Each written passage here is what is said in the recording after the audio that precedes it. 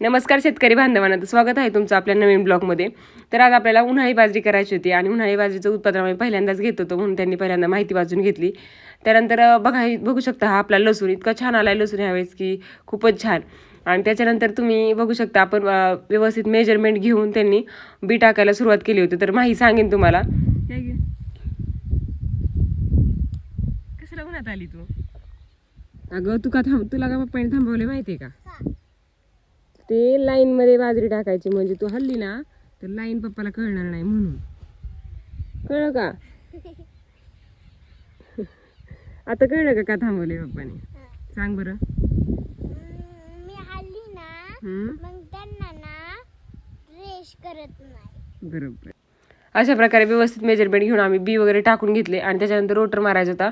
बाजरीचे बी टाकून झाल्यानंतर रोटर मारायला सुरुवात केली आणि असा मस्त असा रोटर मारून टाकला. एकदम फास्टमध्ये संपूर्ण शेतामध्ये रोटर मारला आणि रोटर मारल्यानंतर आपल्याला सारे वगैरे काढायचे होते आणि त्यानंतर आपल्याला घरी जाऊन सारा यंत्र जोडायचं होतं, म्हणजे कल्टिवेटर जोडायचं होतं. त्याच्या आधी म्हटलं आता घरी जायचंच आहे, तर मेथी घासायला थोडंसं गवत दिसलं म्हणून ते काढून घेतलं.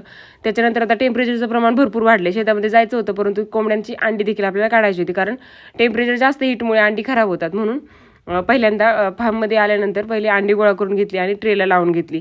त्याच्यानंतर आपण रोटर वगैरे मारलेलं तुम्ही बघितलंच. रात्रपाळीची लाईट होती, भिजवायचं होतं, त्यामुळं लगेच सारं काढणं गरजेचं होतं, कारण 3-4 वाजत आले दुपारच्या.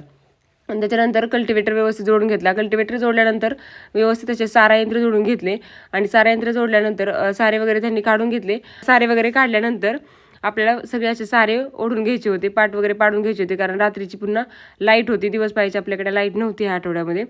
तर अशा प्रकारे सारे वगैरे ओढून घेतले, त्यांनी देखील मदत केली, पाट पाडून घेतले. तर तुम्ही बघू शकता इतके सुंदर आणि अप्रतिम असे त्यांनी सारे पाडलेले आहेत. एवढे चांगले मला काही जमत नाहीत. त्याच्यानंतर कल्टिवेटर मोकळाच घरी नेण्यापेक्षा गायींसाठी चारा थोडासा कडवळ वगैरे कापून घेतलं आणि आम्ही घरी गेलो. त्याच्यानंतर घरी गेल्यानंतर आपल्याला कोंबड्यांसाठी खाद्य संपलं होतं, म्हणून सुप्याला जाणं गरजेचं होतं, म्हणून सुप्याला गेलो आणि कोंबड्यासाठीचं खाद्य खरेदी केलं. तर तुम्ही बघू शकता एवढं मोठं गोडाऊन आहे, इथं वेगवेगळ्या प्रकारचे खाद्य देखील मिळतात. तर कसं वाटलं ब्लॉग कमेंट बॉक्समध्ये नक्की सांगा.